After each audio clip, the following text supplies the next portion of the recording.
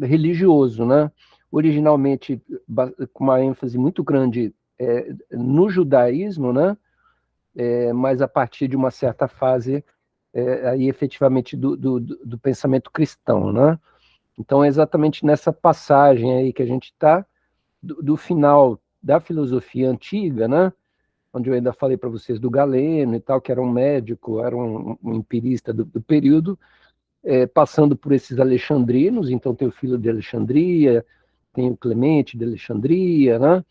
E por fim, três autores bastante importantes do neoplatonismo, que são o Plotino, depois o Porfírio, que eu nem dei um destaque muito grande ao nome dele, mas que escreveu as obras do Plotino, tornou as conhecidas, e que criou essa árvore aí do Porfírio, que um tipo de perspectiva classificatória que teve uma importância muito grande no período medieval, que a gente vai ver em seguida.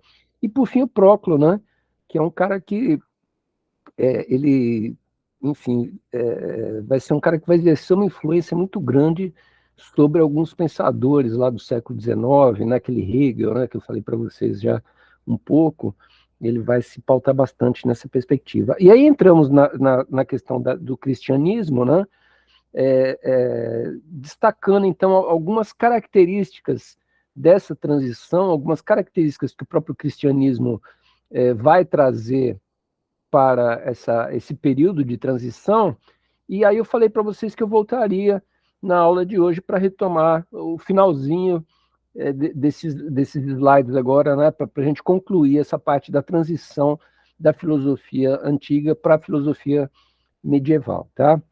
Então, eu rapidamente, alguns desses tópicos eu já tinha falado, né, mas eu falei que eu ia voltar a alguns, porque tem alguns tópicos aí que são bastante importantes, né?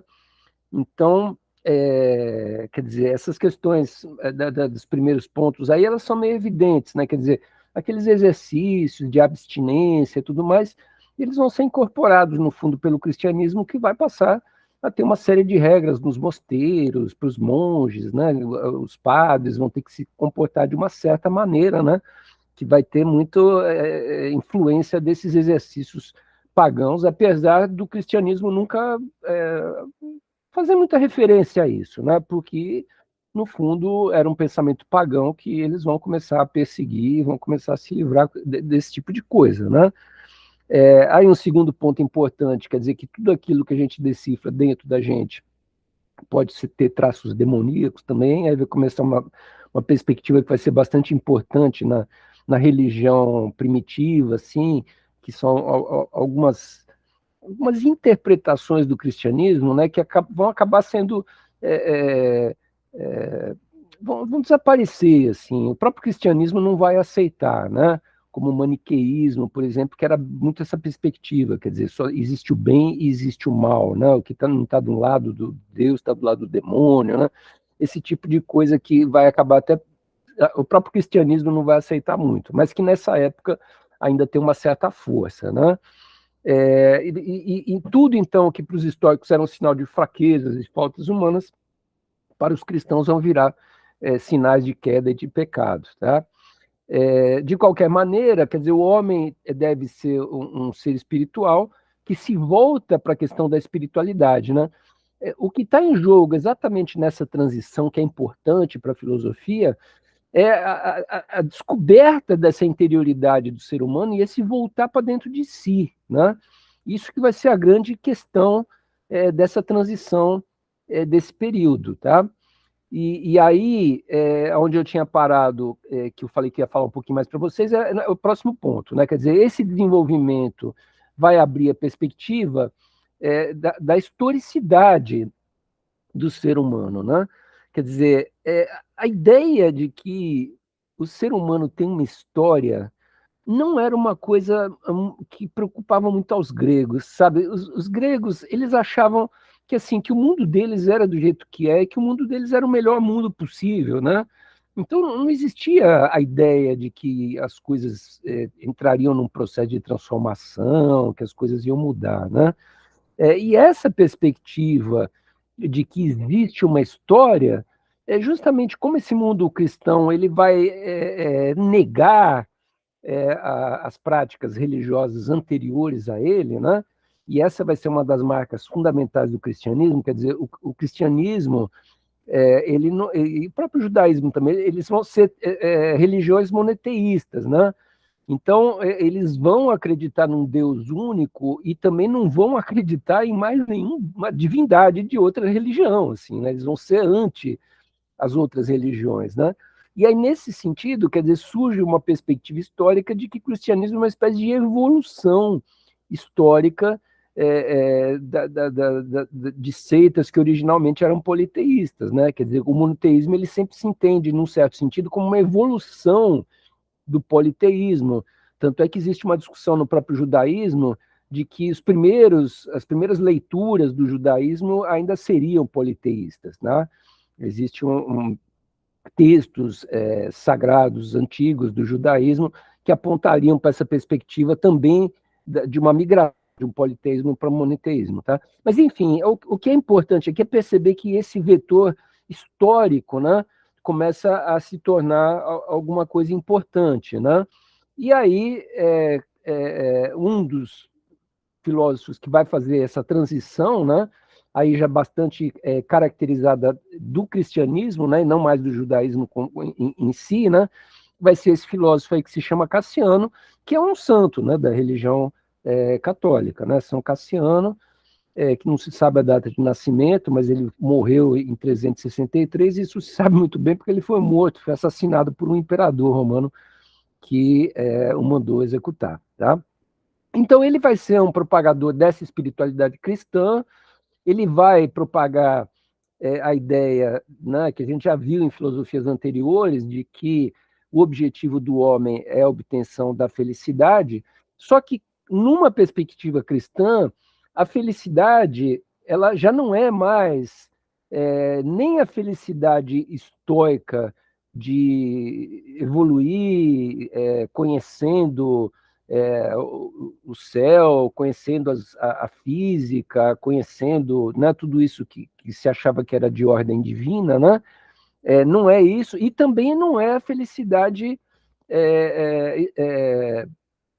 epicurista, que era uma filosofia, era uma felicidade que era da carne, do mundo presente, da busca dos prazeres, ou pelo menos da busca da quietude, assim, né, de não ficar muito tempo agitado, alguma coisa dessa hora, de se tranquilizar, de aceitar o mundo do jeito que é e se apaziguando na sua interioridade, né? No cristianismo, quer dizer, essa felicidade é uma felicidade que tem um lugar, né? Você vai ser feliz em um lugar. Só que esse lugar não é um lugar do mundo físico, é um lugar do mundo do além, é um lugar do céu, né? Quer dizer, é uma religião da, da, da, da, onde se acredita em ressuscitar, né? Em voltar para um lugar onde as pessoas são julgadas pelos seus atos, etc. E se tiverem se comportado direito na vida terrena, vão ter direito, né, a um lugar privilegiado nesse mundo do além, né? Então percebam assim essa virada, né? Que a filosofia está dando, quer dizer, uma nova perspectiva, assim, que aponta para um mundo do além, mas que é um mundo no qual as pessoas acreditam que ele existe, né? Percebam a diferença, né? O mundo grego, por exemplo, eles acreditavam que tinha um lugar onde estavam os deuses, que era o Monte Olimpo, né? Mas eles achavam que aquele Monte Olimpo era um monte que tinha mesmo no mundo, né? Que tinha lá na Grécia, lá o Monte Olimpo e tal, né? Quer dizer, era uma coisa assim de uma concretude muito maior, né? Os deuses gregos, eles eram, boa parte deles eram deuses concretos, era o mar, era a lua, era o sol, né? Quer dizer, eram fenômenos físicos que você enxergava, né? Então esse mundo das divindades era um mundo que estava misturado com o nosso mundo, mesmo onde você não enxergava, quer dizer, os deuses viviam no meio de nós, assim, né? Era uma coisa, algumas teorias, como o próprio Epicuro, por exemplo, ele dizia que os deuses estavam no vácuo, né? Que a matéria, ela tinha os átomos, né? Que os átomos se atraíam, estavam uns perto dos outros e tal, não sei o que lá, e no meio dos átomos tinha um vazio que era onde os deuses se movimentavam e viviam, né?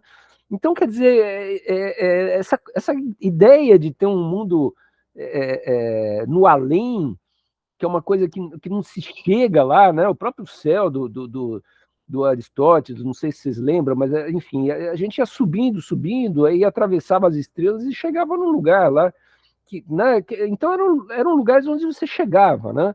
A perspectiva cristã não, é de que é um lugar que é um lugar que não é físico, então é um lugar onde não tem tempo, por exemplo, não tem espaço, né? É aquilo que vai se dizer, né, de Deus, quer dizer, Deus criou o mundo a partir do lugar onde ele estava, mas o lugar onde ele estava não era um lugar no sentido terreno, de ser, né, um espaço qualquer onde ele se localizava, até porque não existia espaço nenhum. Ele criou do nada, né? Ele criou tudo a partir do nada. Então, essa perspectiva de uma criação a partir de um nada, né? É uma coisa completamente inovadora, né? E só que é um nada aonde é possível não, aonde existe um Deus, né? Que domina esse nada, né? Então, que é um lugar que não tem tempo, que não tem espaço, que não tem nada. E o que tem lá, então? Né? Quer dizer, ao mesmo tempo que não tem nada, tem tudo. Quer dizer, é um lugar que é eterno. É um lugar onde se conhece a totalidade dos tempos. É um lugar onde está o princípio, o desenvolvimento das coisas e o fim. Quer dizer, Deus ele é todo consciente da totalidade, tanto do mundo físico quanto do mundo dele, que é um mundo eterno, né? Então vejam as viradas aí que estão acontecendo, né?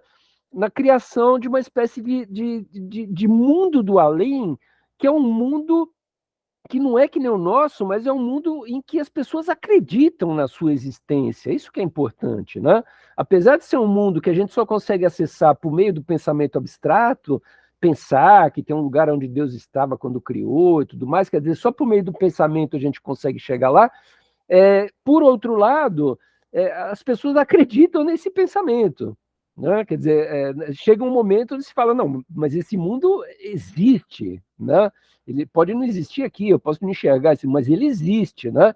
E por meio de qual instrumento filosófico, então, vai se garantir a existência desse mundo, né? O instrumento filosófico, a novidade que essa filosofia está trazendo para a gente, então, é a novidade da fé, né? Que a fé, ela é uma praxis de crença, é uma crença, né? E é uma crença que ela não se pauta no conhecimento.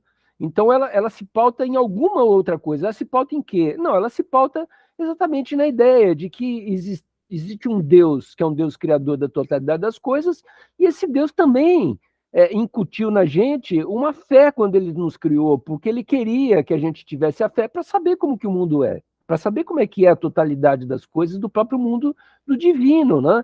Então Deus jogou essa semente no homem, né, de que ele tenha fé nas coisas. O que faltava? Então, faltava, na verdade, simplesmente um desenvolvimento dessa fé, né, um desenvolvimento de que a gente cultivasse isso. Né? E essa filosofia, então, vai ser uma filosofia do cultivo da fé. Né? Só que uma filosofia que cultiva a fé, qual que é o resultado que ela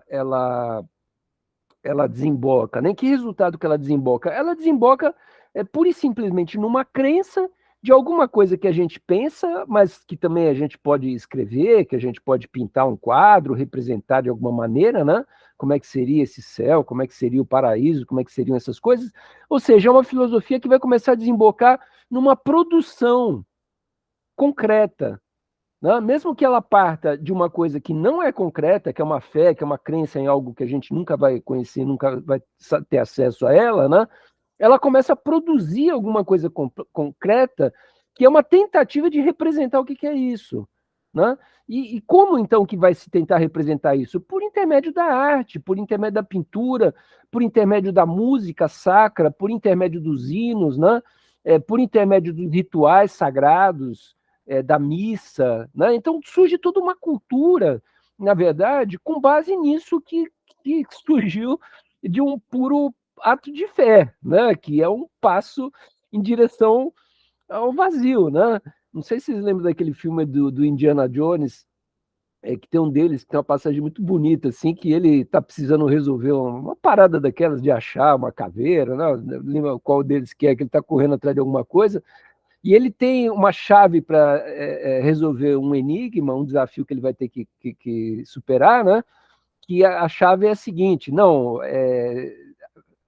vá com a sua fé, né? Acredite e dê os passos nessa direção. E ele está na beira de um abismo, de um precipício imenso, com o rio lá embaixo, correndo lá embaixo, tal, não sei o que lá. E ele olha para aquilo e não tem como pular, não tem como saltar, não tem como ter algum apoio e tal, não sei o que lá. E ele lembra isso, fala, não, tem que agir com a fé. E ele dá um passo no buraco. Só que a hora que ele dá um passo com o buraco, na verdade aquilo não era um buraco. Aquilo era uma ponte. Só que ela estava pintada de uma maneira tal que ela dava a entender que não tinha ponte nenhuma ali, ela ficava invisível. Ela parecia que era um buraco que ia cair num rio lá embaixo, mas era uma pintura tridimensional que dava essa impressão, mas era uma ponte. E ele, com a fé dele, fechou os olhos e deu passo à frente, em vez de cair no abismo, ele caiu na ponte, né?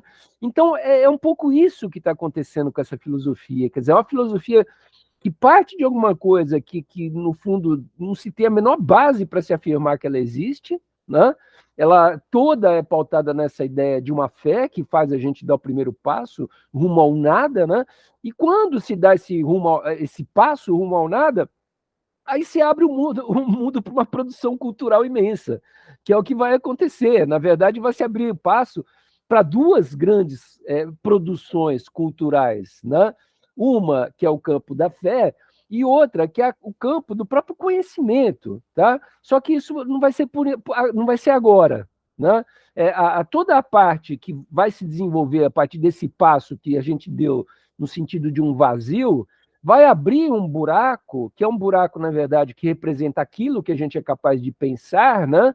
E isso que a gente é capaz de pensar, ele é capaz de criar uma representação mais de ordem mística, espiritualística, simbólica, que vai criar as religiões, vai criar, então, esse ramo da fé, e, por outro lado, é o mesmo passo de abstração que vai fazer com que, já depois do século XVI, lá no Renascimento, alguém olhe para as estrelas e para o céu e fala assim, não, tem uma força movendo esses planetas aí, que é uma força física, que é uma força mecânica. Mas aí vão virar para o Galileu e falar, pô, mas a gente não enxerga essa força. Não, não enxerga, mas ela está lá. Quer dizer, a ciência vai desenvolver também toda uma tecnologia de interpretação do invisível, daquilo que a gente só pressupõe que está lá. Então, quando a gente fala, não, um peso, um corpo tem um peso, tem uma gravidade, tem uma força que faz com que esse corpo caia, aí você olha para o corpo e fala assim, pô, mas cadê a gravidade? É que eu não estou enxergando a gravidade. Não, mas é um ato de fé, você tem que enxergar que a gravidade existe, e quando você enxerga isso, né, quer dizer, isso passa a ser um instrumento de construção de conhecimento, de ciência, né? Então, olha a importância desse passo que é o cristianismo, no certo sentido, de introduzir essa ideia de um vazio, né?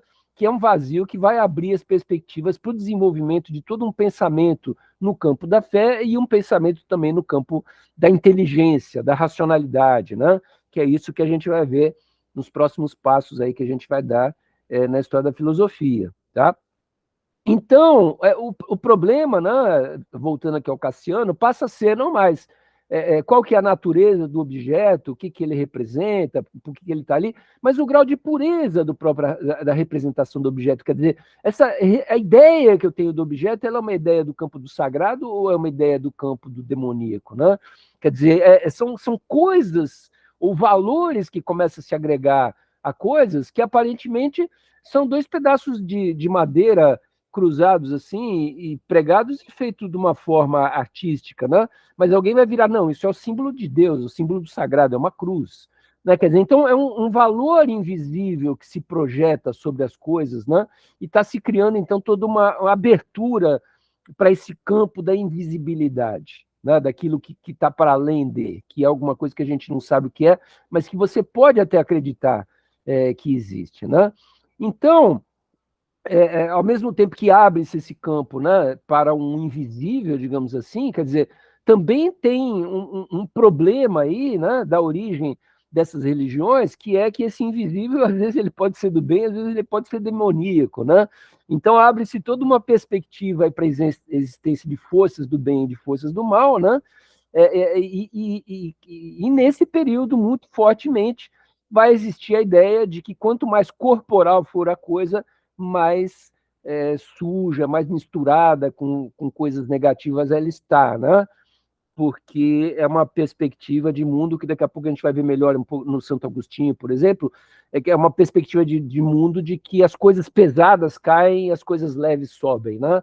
Então, novamente, vamos falar de terraplanismo, de coisas, né, de que o que é leve está no alto, no elevado, e o que é pesado, carnal, demoníaco e tal, está no fundo, está no abismo, né? Então, essa perspectiva dessa horizontalidade do mundo, né, que coloca a Terra como uma base, um plano, né, a partir do qual você tem círculos de elevação, é uma coisa que vai constituir todo esse imaginário desse pensamento. Né? Agora, independente de qualquer coisa, quer dizer, a porta de acesso, a porta de entrada para esses mundos do invisível, né? Do suprassensível, do sagrado e tudo mais, vai ser uma porta sempre da interioridade, isso que é interessante. Né? Quer dizer, então, vai ser dentro de você que você vai poder procurar essas forças espirituais e tentar identificá-las e tudo mais. Né? Então, com base nessa pesquisa interior que as pessoas fazem em relação a si mesmas, né, aí essa é a leitura que faz o Michel Foucault, que é um filósofo contemporâneo, né, morreu em 84, 1984, eu já devo ter falado dele para vocês, né, que é um autor que vai perceber que é nessa movimentação de investigação da interioridade que vai surgir a subjetividade que vai se tornar lá para o século XVII a subjetividade científica moderna, que vai se tornar a subjetividade com base na qual, por exemplo, um filósofo como Descartes vai ficar investigando, né?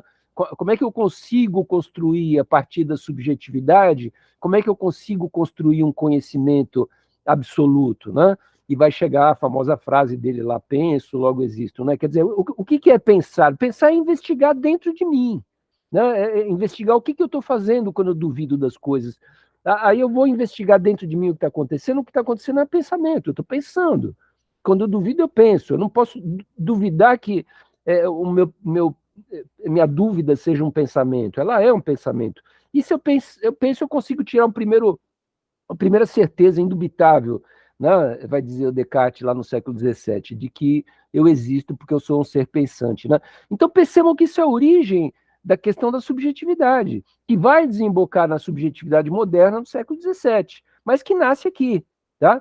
Só que ela nasce aqui de uma maneira bastante diferente. Quer dizer, a primeira grande diferença da subjetividade desse período é que essa subjetividade ela é sempre a subjetividade de alguém, né, que está colocando aquilo que ele pensa para fora, que está dizendo aquilo que está na sua interioridade para alguém, para outra pessoa.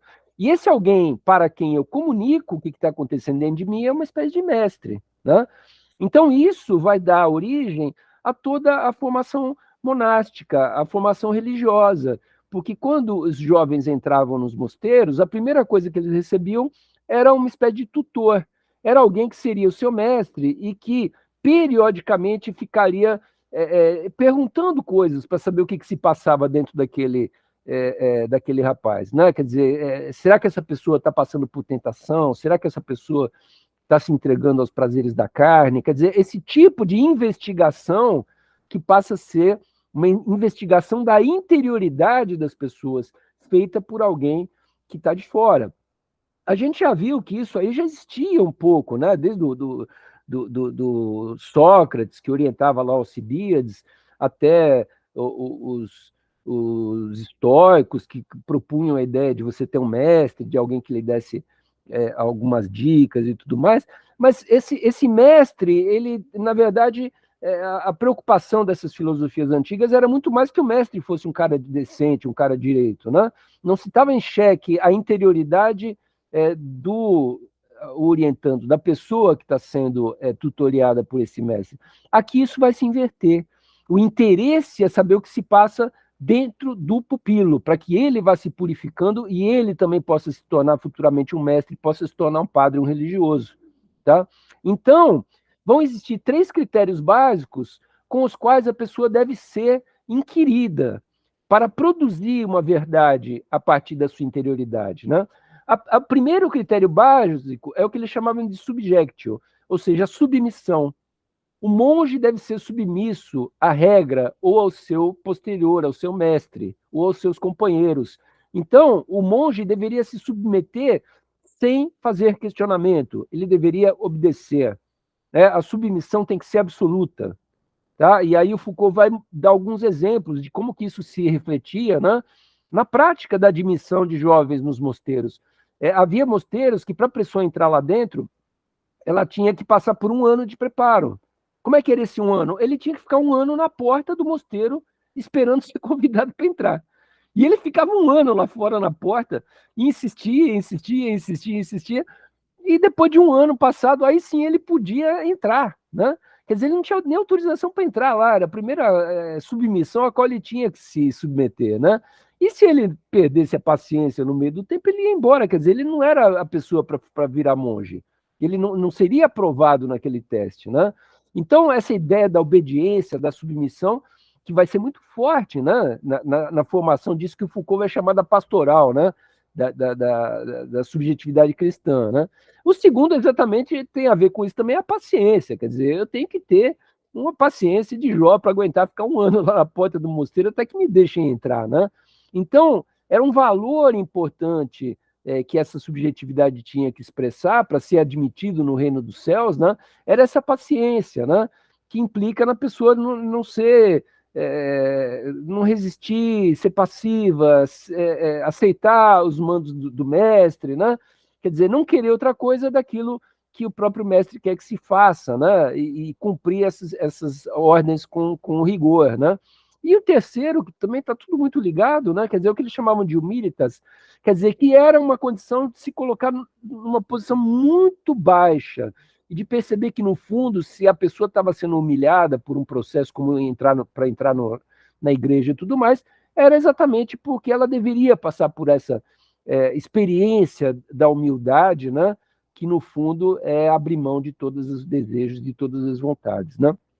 Então, vejam como que isso vai se manifestando, né, em termos da criação de uma subjetividade, isso é muito importante, está se construindo, então, uma perspectiva de um sujeito que tem toda essa complexidade, né, de ter de ser paciente, de ter que ser obediente, de ter que ter determinados valores, está se construindo a figura dessa subjetividade, mas também está se construindo uma técnica, que é uma técnica a partir da qual vai começar a se extrair um tipo de verdade.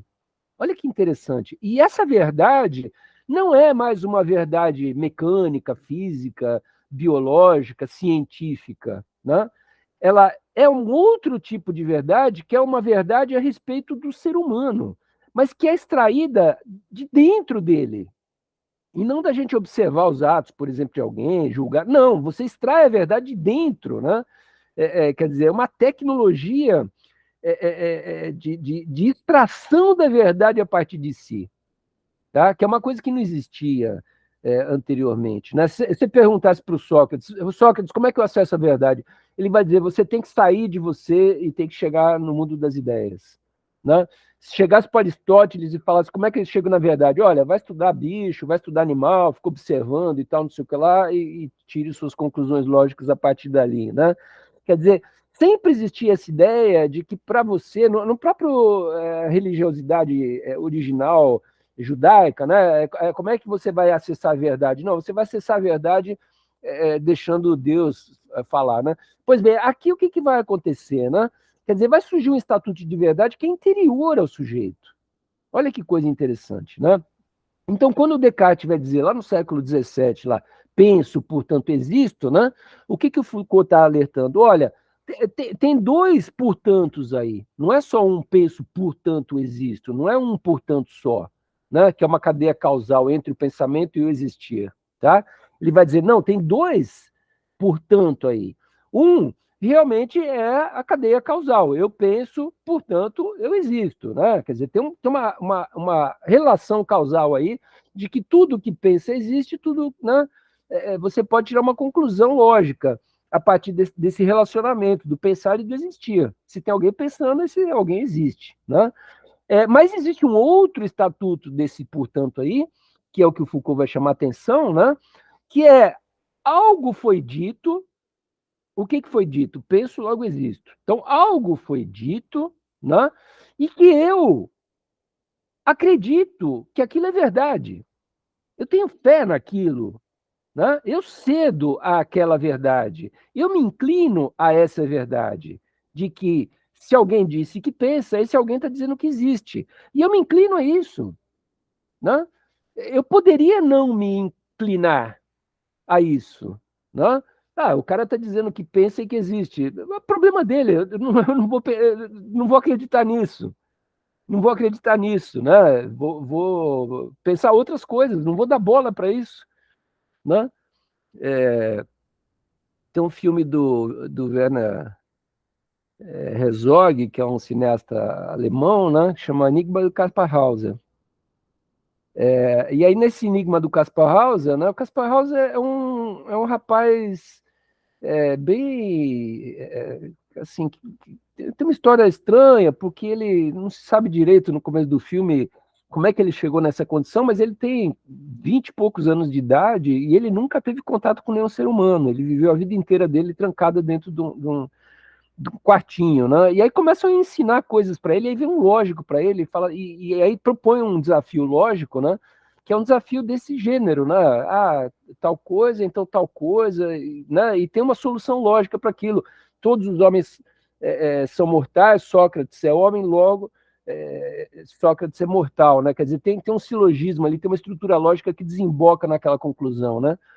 E aí o Casper Hauser simplesmente não dá bola para essa lógica, né? E aí quando o cara fala, não, existe uma única solução para esse caso, que é tal e tal, tal, tal, ele fala, não, tem outra, é porque a Han que andou. E ele fala uma coisa que não tinha nada a ver com a história, né? E assim, mas é a solução que ele dá. E quem que vai convencer alguém que não se deixa convencer por um argumento, quem que vai convencer alguém de que aquele argumento é correto? Então tem uma coisa interior do sujeito que é necessária para que exista a verdade, que é assim, o sujeito se convencer de que aquilo é verdade, né? Então esse é o segundo, portanto, ao qual o Foucault está chamando a atenção, quer dizer, e é isso que esse momento da filosofia está criando. Ele está criando essa subjetividade, que é uma subjetividade que se dá o direito de dizer o que é verdade ou não. Olha que interessante que é isso para pensar o momento contemporâneo, onde tem pessoas que se dão o direito de assumir a verdade de que a Terra é plana. Nós estamos em 2023 e tem gente que se dá o direito de assumir a verdade da seguinte frase: a Terra é plana. E ele se dá esse direito. E quem que vai tomar esse direito do cara? Isso é da subjetividade dele, né? Se ele quiser dizer que a Terra é no formato de uma rosquinha, né? De doce, ele pode dizer isso, porque a verdade é dele. E você vai dizer o que desse cara? Você vai dizer que ele é louco? Houve um momento, né? E isso é toda a pesquisa do Foucault, né? Que se vai dizer que esse cara é louco e vão trancar esse cara no manicômio, né? Mas hoje não, quer dizer, hoje em dia você aceita. Por quê? Porque a verdade ela é subjetiva, né? Então, não existe mais uma perspectiva que enfim, muito sólida nesse período todo que a gente ainda vai ver, né? Que é uma perspectiva de que, assim, não, o Deus verdadeiro é o Deus cristão, é Jesus Cristo, e o resto é tudo farsa, né? Então percebam como o mundo mudou. Né? Hoje em dia tem pessoas que acreditam no candomblé, tem pessoas que acreditam no judaísmo, outras no cristianismo, outras no Maomé, né? E tudo bem, né? Quer dizer, e alguém poderia se perguntar, porra, mas será que um desses caras não está certo e os outros estão loucos? Não, não é isso. Quer dizer, é alguma coisa que é da ordem da subjetividade. Vai se criar um espaço, que é o espaço da subjetividade, aonde se dá o direito à crença. Se dá o direito à crença. E essa crença, ela pode ser contrária a certezas mais objetivas, como a certeza científica. Então, a gente consegue entender por que, que alguém fala contra a vacina, é porque ela tem outro regime de subjetividade. Se isso é bom para ela ou não, quer dizer, aí é uma outra discussão. Se isso é bom ou não para a sociedade, né? Quer dizer, isso é uma outra discussão. Agora, que essas verdades dependem de uma postura do sujeito, quer dizer, de uma aceitação desse portanto, né, de que isso é verdade realmente, a Terra é redonda, né? Quer dizer, isso é uma descoberta que o Foucault está chamando a atenção exatamente para isso. Né? Surgiu uma ordem de subjetividade que estabelece um outro regime de verdade. Como esse regime de verdade é um regime que ele é aberto a dúvidas, a possibilidades, né? Por quê? Porque é um regime de verdade interior. E cada um é diferente. Então, é um lugar onde cada um pode ter a sua verdade diferente. Então, é um regime de verdade que estabelece um novo problema, né? Não é um problema do gênero a Terra é redonda, que, sei lá, se a gente chegar no impasse aqui, eu mando uma foto para vocês da NASA e a gente resolve o impasse, assim, sabe? Né? Tem coisas que dá para saber. Olha, o óculos tem lente de vidro, né? Essas coisas, chega uma hora que isso é objetivo, né? Quer dizer, não é subjetivo. Agora, tem coisas que são totalmente da ordem da subjetividade, quer dizer, existe o céu, o inferno e o purgatório. Como é que você vai decidir um negócio desse? Né? Então, percebam, né, que o Foucault está percebendo o nascimento de um outro regime de verdade, justamente que é um regime de verdade que vai se contrapor à tentativa de verdade científica. A gente vai ver como esse embate fé e ciência, né, como ele vai se estabelecer de uma maneira rigorosa. Agora, percebam que nesse momento histórico agora, o que vai acontecer? O regime de verdade do saber subjetivo, que é o religioso da fé, ele vai ser politicamente mais forte do que o científico. Né? Então a gente vai ver na aula que vem que o Galileu teve que voltar atrás nas suas afirmações a respeito do sistema solar, né? Que Giordano Bruno foi queimado na fogueira porque não voltou atrás. Né? Então, quer dizer, o poder de fazer a verdade valer estava na mão da subjetividade. Isso é interessante. Né? E como que há um processo histórico que inverte esse jogo e que coloca a ciência como soberana e reduz os saberes da subjetividade a uma condição, pelo menos, mais relativa ou mais subalterna. Né? Então, vejam os problemas filosóficos que estão aparecendo aí, como são importantes. Né? Para a aceitação, então, de um certo regime de verdade, é preciso que o sujeito tenha qualificação, que ele discuta isso, que ele seja qualificado para assumir esse tipo de coisa, né? E aí o Foucault vai desenvolver todo um trabalho dele, né, mostrando como que surgiram ciências a partir desse campo da subjetividade, né? A própria psiquiatria, mas também a medicina, quer dizer, são ciências que lá no fundo elas tentam entender o que está dentro do ser humano, né? Então, são ciências que não têm um objeto, assim, elas não estão estudando um parafuso, não estão não, uma coisa, eles estão estudando a interioridade do ser humano. Olha que coisa difícil. Você decidir se o ser humano interiormente, quer dizer, se a tendência dele é ser um ser humano capitalista ou ser comunista. Como é que você vai definir isso a partir de dentro das pessoas, né? Olha a complexidade dos regimes de verdade quando cai nessas ordens da subjetividade, tá? Mas, enfim, é isso que está sendo inaugurado. Agora, junto com o surgimento desse regime de verdade, vai surgir uma técnica de extração da verdade a partir do interior do sujeito, que vai ser exatamente a técnica da confissão. Tá? Eu estava comentando agora há pouco, né, a respeito daquele filme 1984, do George Orwell, existe também a obra literária 1984, né? E existe esse filme é muito bom, e assim, existe uma passagem do filme que é assim, né, do livro, né, que o personagem lá, ele tá namorando uma moça e tal, não sei o que lá, e numa sociedade totalitária, nazista, assim, muito pesada, que fiscaliza todo mundo e proíbe as pessoas, inclusive, de amar, né? Coisa boa para falar no dia do namorado, né? Proibir as pessoas de se amarem, né? E aí o que acontece? Ele vira para essa Júlia e fala para ela, olha, eles podem fazer o que eles quiserem, proibir o que eles quiserem, mas dentro da minha cabeça eles não entram, né? O que o George Orwell está discutindo no livro? Por quê? Porque vão entrar na cabeça do cara, é lógico, vão arrancar as verdades de dentro dele e ele vai ter que mudar, inclusive, o que ele pensa, né? Senão ele morre, vão colocar um rato para comer o rosto dele. Mas, enfim, é, é, aonde nasceram essas tecnologias de extração da verdade dentro do sujeito, né? Nasceram disso aqui, nasceram da confissão, tá? Então, olha como vai longe essa história, né? Enfim, aí, assim, os filósofos que, assim, eles não tinham a menor noção disso tudo que eu estou falando para vocês. Quer dizer, isso é uma leitura contemporânea que se volta para trás, né? E que olha para esse momento e vê ali o nascedouro de uma subjetividade que vai virar a subjetividade moderna que a gente vai ver nas aulas mais para frente do século XVII, tá?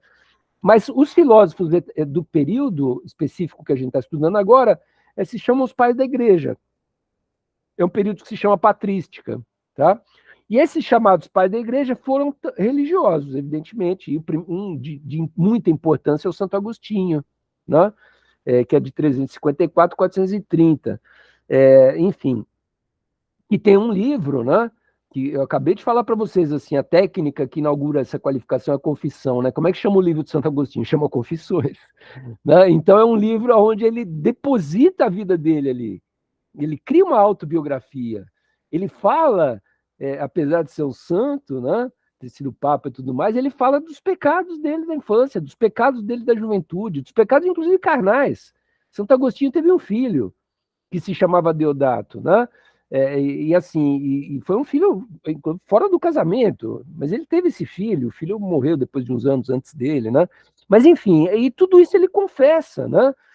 Nesse livro, até um ponto em que a mãe dele, que era uma pessoa, né, muito iluminada, que queria que ele se convertesse ao catolicismo e tal, queria que ele fizesse o quê? Queria que ele se batizasse, né, que vão ser os rituais, então, de iniciação desse mundo do sagrado, né? E que a uma certa altura da vida, ele já tinha 33 anos de idade, ela consegue convencê-lo, inclusive quando ela morre, né?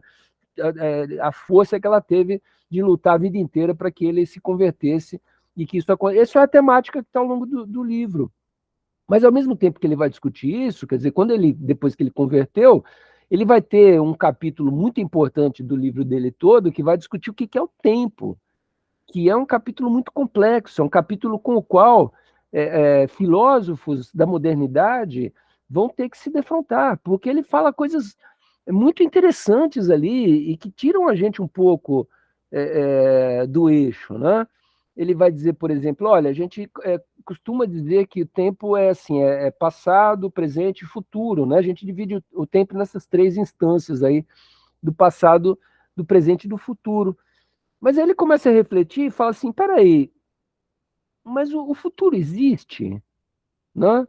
E aí ele chega à conclusão óbvia, evidente, de que o futuro não existe. O futuro é algo que pode vir a acontecer, né? O futuro é aquilo que ainda não tem, quer dizer, que é um tempo que ainda não veio, né? E ele percebe isso, então, imediatamente, poxa, o futuro não existe, né? E o passado? O passado existe? Não, o passado também existe. Santo Agostinho morreu em 430, ele não tem mais, não está vivo mais, ele é alguma coisa do passado, né? Então ele não está vivo, ele não existe mais, tudo mais. Então ele começa a se questionar a existência do passado e do futuro e vai chegar à conclusão evidente de que o único tempo que existe é o presente, né? Mas aí ele começa a se perguntar, peraí, mas se a única coisa que existe é o presente, como é que o presente consegue fazer algo passar para o passado? Né? Porque, evidentemente, o passado é alguma coisa que foi presente. Então, Santo Agostinho viveu, né, no seu tempo, no seu presente, mas virou passado. Então, como é que o tempo passa? Né? E olha o tipo de questão que ele começa a colocar. E quando que o tempo passa? Em que momento? Dá para saber quando é que o tempo passou? Aí ele começa a tentar investigar. Né? Aí ele pega um dia, fala, não, o dia tem 24 horas. Aí na primeira hora do dia, as 23 ainda são futuro, e a hora para trás é passado. E o único momento que existe é aquele, cravado, uma hora, e daqui a pouco já é uma e 1 segundo, 2 segundos, 3 segundos, e ninguém para esse negócio fica fluindo, né? E aí ele entra numa reflexão efetivamente filosófica a respeito de algo da ordem física, quer dizer, o que é o tempo, como é que ele funciona e tudo mais, né? Mas isso para mostrar para vocês, então, aonde que está gravitando, né, o pensamento desses caras, né? Quer dizer, eles estão invadindo áreas aí que o pensamento filosófico vai ter que retornar a esses problemas para tentar dar soluções diferentes a partir do desenvolvimento de certos conhecimentos, né? Esses patrísticos, eles combateram algumas tendências da igreja cristã inicial, como o gnosticismo, o maniqueísmo, que eu falei um pouquinho para vocês agora há pouco, né? Que foram considerados pensamentos heréticos, né? O próprio Santo Agostinho, ele confessa que ele foi maniqueísta. Grande parte da formação dele era essa, de enxergar o diabo nas coisas e tal, não sei o que lá, até o momento em que ele se converte a outra linha do cristianismo, que é a linha vitoriosa, digamos assim, né? Que nega a existência do diabo, vai dizer, não, a única coisa que existe é o bem e aonde o mal pode se manifestar, onde o bem não está colocado, né? O mal não pode ser uma coisa positiva, o mal tem que ser uma ausência, né? Então, enfim, são debates de ordem teológica também que vão ganhar importância, né? E ao mesmo tempo que isso está acontecendo, quer dizer, o mundo romano está desabando, né? Os povos nórdicos estão invadindo o império, estão destruindo as cidades, né? Dissolvem o mundo romano ocidental, só vai ficar Constantinopla, mas que também vai cair em 1453, né? Quer dizer, então é um império que está ruindo, né? Um império que havia sido um império mundial, que daqui a pouco só vai ter lá na África, lá em Constantinopla, né? E o mundo da cultura, é, é, há um pico de produção dessa cultura, porque há um desenvolvimento desse pensamento abstrato no campo da fé, no campo da, né, várias coisas e tal, mas por outro lado também, logo a seguir, né, esse mundo da cultura desaba naquilo que a gente vai chamar da Idade das Trevas, né, que é a Idade Medieval, aonde esse pensamento, essa coisa toda vai ficar enclausurada, se é que sobrevive em alguns mosteiros, né? O próprio pensamento do Aristóteles, livros do Platão, a maior parte deles vai ser destruída no Ocidente, né? E a gente só conhece eles agora porque a gente vai ver na aula de medieval, quando caiu Constantinopla em 1453, lá existiam esses livros e as pessoas fugiram de lá em direção à Europa trazendo os originais, né? Mas enfim, esses livros ficaram desaparecidos durante 500, 1000 anos, né? Durante 1000 anos não se sabia nada desses autores, né? Vai ser um mundo efetivamente de uma obscuridade que representa nosso período medieval, tá? Mas enfim, estudos importantes começam a ser comentados por filósofos antigos, feitos na Síria, o mundo árabe, filósofos judeus, quer dizer, a filosofia ela meio que muda de endereço, assim, ela vai para esse mundo árabe, para filósofos judeus, e essas tradições, né, elas são medianamente reabsorvidas pelo pensamento europeu da modernidade, tá? Então não se dá muita importância também a essas pesquisas, a não ser que pesquisas futuras, né, recuperem de maneira mais séria a importância do pensamento árabe, a importância desse pensamento sírio, judaico e tudo mais nesse período medieval, mas não é um foco da nossa filosofia, porque a nossa filosofia ela vai se tornar uma filosofia cristã. Então ninguém quer saber de mundo árabe, que é o mundo do Maomé, é o mundo do inimigo, né? Contra quem a gente vai lutar nas cruzadas, né? O que eu quero saber da cultura desse cara, né? Então é um mundo que vai cair um pouco num certo esquecimento. E o estudo da filosofia se funde com o estudo da religião e se confina nos mosteiros, né? Aquilo que a gente vai ver na aula que vem, que vai chamar-se a escolástica medieval, tá? A única influência mais forte que permanece nesses mosteiros e nesse período vai ser a lógica aristotélica formal. Então, eles vão ser expertos em jogos lógicos, né? Eles vão adorar esse capítulo do pensamento de Aristóteles que foi o desenvolvimento da lógica, né? Mas, por outro lado, eles vão se perder em debates abstratos e tal, né? Mas isso aí a gente vai ver mais na próxima aula. E vai se formar isso, então, que o Foucault chama da pastoral cristã, né? Quer dizer que é todo o desenvolvimento de práticas de oração, de ritualísticas, etc., etc., que passam a ocupar o lugar desse pensamento filosófico. As três principais marcas desse pastorado, né? Quer dizer, o pastor, que é o padre que tem que cuidar do discípulo, que é o noviço, é a pessoa que quer virar padre, né? Então, são a salvação, a lei e a verdade. No campo da salvação, o pastor deve prestar contas todo dia da situação de cada ovelha. Então, ele tem que interrogar a cada dia os seus noviços. Ele tem ainda que se alegrar com cada conquista e sofrer com cada ato errado. né, da ovelha para salvar a sua própria alma. Então, o próprio pastor, o padre, ele tem que sofrer pela ovelha, pela pessoa de que ele cuida, né?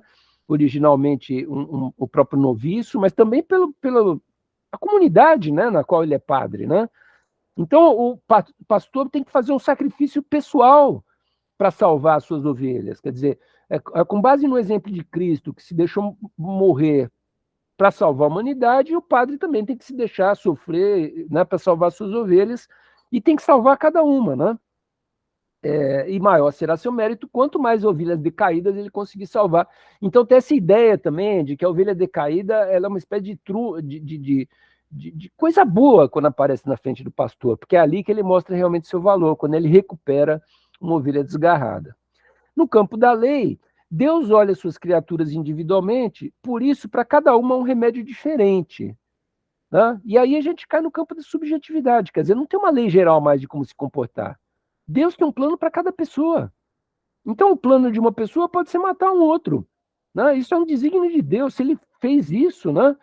É um desígnio de Deus. Por que ele matou? Olha, lá na frente a gente vai perceber que o cara que ele matou era ruim. Né? Enfim, tem um plano, né? Que é um plano muito maior do que a gente consegue enxergar, que é o desígnio divino. Então, a gente tem que aceitar. A gente tem que simplesmente tentar entender qual é o desígnio que Deus nos destinou e seguir aquilo de maneira obediente. Então, a lei ela não tem uma força absoluta nesse pastoral, nessa pastoral cristã. Né? Ela tem um valor até o ponto em que Deus não vira para você e fala assim, olha, eu quero que você mate o seu filho. Né? E aí vai lá o cara e faz né? E mata o filho em sacrifício. Quer dizer, então, cada pessoa tem um desígnio, cada desígnio desse tem uma finalidade da ordem do sagrado que a gente nunca vai conhecer. Então percebam que a obediência ela não tem finalidade. Eu não estou obedecendo para isso, aquilo, por quê? Porque eu não vou saber qual é o objetivo de Deus. Então eu tenho que obedecer por obedecer.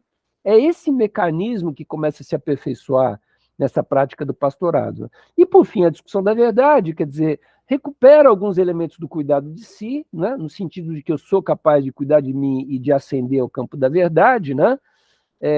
Mas com algumas diferenças, né? Quer dizer, a primeira diferença violenta é que a obediência em relação ao mestre tem que ser total, permanente, né? E, além disso, quer dizer, essa perspectiva que eu já explorei um pouco mais com vocês, porque é muito importante, que além de uma verdade geral, do tipo a Terra gira em torno do Sol, vão existir verdades do sujeito, da subjetividade, que são importantíssimas para a gente dar conta aí do que se prega nessa pastoral. E aí, então, desenvolve-se, segundo a perspectiva do Foucault, uma história da subjetividade. Tá? Vai começar a existir, essas técnicas vão desembocando num aprimoramento, né? Que, digamos assim, poderia ser uma espécie de construção de um saber sobre os sujeitos. E essa construção desse saber sobre os sujeitos vai ser uma construção histórica.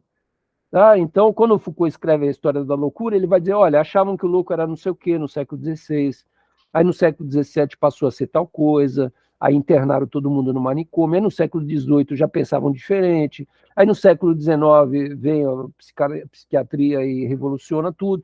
Quer dizer, existe uma subjetividade dessa verdade do indivíduo, do sujeito, né? Que vai desembocar numa história do pensamento, numa história da subjetividade, que é um campo de pesquisa da filosofia. Tá? O pastorado nada mais é do que um prelúdio dessa história. E por que essa história vai ganhar uma importância muito grande? Né? Porque, num certo momento histórico, né, a própria gestão política, o Estado, o governo, eles vão perceber que essa verdade da subjetividade é um mecanismo interessante de controle, de poder, de manipulação, né, de dominação das massas, de controle das populações, né? E esses governantes vão se apropriar dessas técnicas de extração de verdade do sujeito para governar. Olha que coisa interessante, né? Quer dizer, então você vai começar a desenvolver técnicas para conhecer as pessoas internamente para poder governá-las. É o que tanto se critica hoje dessas coisas aí de internet e tal. Ah, sabem tudo sobre mim. Por que querem saber alguma coisa sobre você? Eles querem saber alguma coisa sobre você porque saber o que passa-se no interior do sujeito virou uma técnica de governo. Isso já começa no século XVII, a gente vai ver, não vai demorar muitas aulas para a gente chegar nisso. Mas as tecnologias de descoberta da interioridade do sujeito passam a ser tecnologias de governo. Né? E aí vocês entendem a genialidade do George Orwell, né? Que, na verdade, quando aquele personagem está dizendo lá tudo que está no interior dele, porque ele está na sala 101 lá, desesperado, e fala qualquer coisa, ele fala tudo que está dentro dele, né? O que é isso? Isso é uma técnica de governo, de um sistema totalitário, né? Então, percebam, né, como que isso vai ter repercussões futuras muito importantes. Essa história constitui um passo da história do sujeito, então, nessas tecnologias, em que surge uma sujeição, ou seja, sujeito é alguém que é submetido, é alguém que é sujeitado, né? Essas palavras têm todas a mesma etimologia, né? Você sujeitar uma pessoa é você obrigá-la a fazer alguma coisa, mas quando você obriga alguém a fazer alguma coisa, você está criando ela enquanto sujeito. Né? Isso é um paradoxo, né? Tem filósofos do século XIX, como Nietzsche, que vão achar que isso é um paradoxo. Ele vai falar assim, poxa, por que que o artista é capaz de criar? Você vai falar, não, o ato do artista é um ato totalmente livre, né? O artista é capaz de criar. Por que ele é capaz de criar? Porque ele é capaz de submeter a rima, ele é capaz de se submeter às normas da poesia. Né? Se ele não se submeter, se ele não se sujeitar a essas normas, ele não vai poder criar. Né?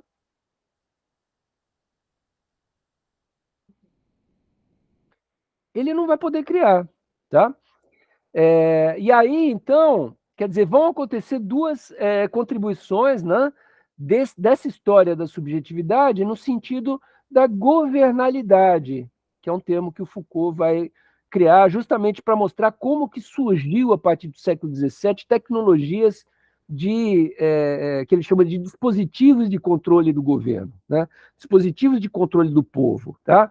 Então, por um lado, vão se constituir uma verdade interior do sujeito, a partir do qual surgirão outros tipos de relações. Né?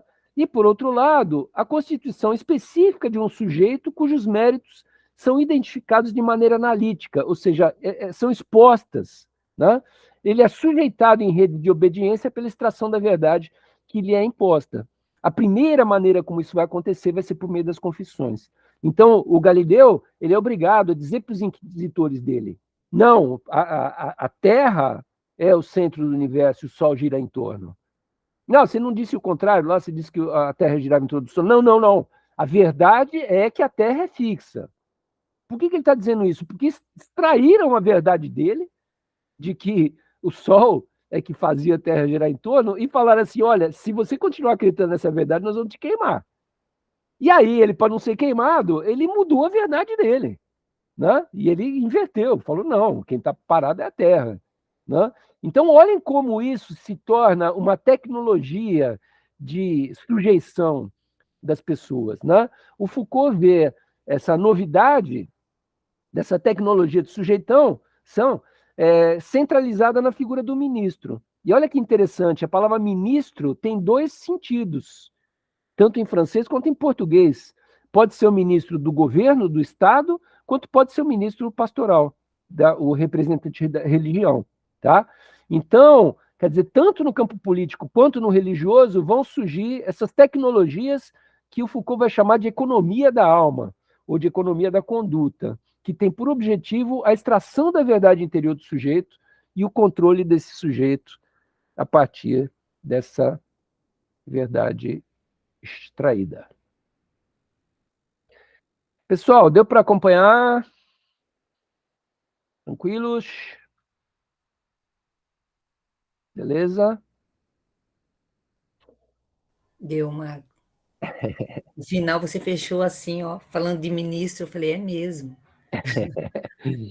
Da Pois religião, é, né? olha, só despertar, porque a gente já sabe que existe um ministro na Igreja Católica e do governo. Olha, veja só, eu com essa idade agora fazendo essa reflexão. É. Meu Deus. A filosofia vai abrindo os olhos, né? A gente vai vendo o que que essas pessoas pensaram e vai abrindo os olhos, assim. Pessoal, deixa eu perguntar uma coisa para vocês. A gente pode continuar mais um pouquinho ainda? Que eu combinei com a Giovana dela pegar vocês um pouquinho mais tarde. A que horas que ela vai começar? Eu acho que é 20h40 ou 20h50. Aí eu dava uma esticadinha aqui, pode ser? Por mim, sim, tudo bem. É? Beleza? Tá bom. Aí eu queria aproveitar esse horário, então, para passar com vocês um pouquinho pelo nosso pelo nosso teste, tá? Porque a gente já tem 2 testes aí para trás, né? 3, na verdade. O primeiro eu corrigi com vocês, mas os outros 2 eu não corrigi. Aí eu queria aproveitar para a gente fazer um pouco aquela atividade, conforme a gente fez naquela primeira aula, né? Da gente dar uma olhadinha nas questões objetivas, vocês tentarem responder para mim, e a gente vai seguindo aí para eu ver como é que vocês foram aí nessas questões, tá? Essas aí são do segundo teste, que é um teste sobre a fase que mais cai nesses exames vestibulares, né? Que é a fase da filosofia grega clássica, né? Que é Sócrates, Platão e Aristóteles, tá? Então é um teste importante, né?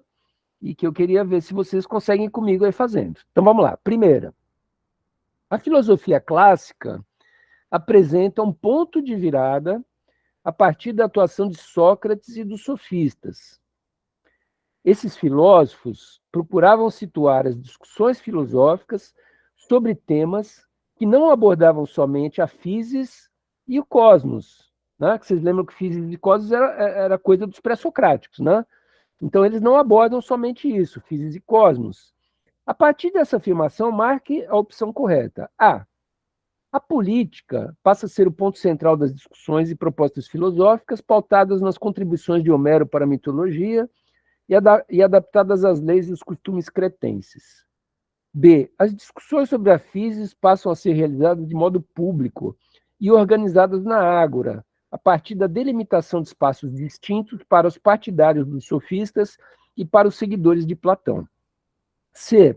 O pensamento de Sócrates e dos sofistas deve ser entendido, portanto, tendo como pano de fundo o contexto histórico e sociopolítico de sua época, pois tem um compromisso bastante direto e explícito com essa realidade.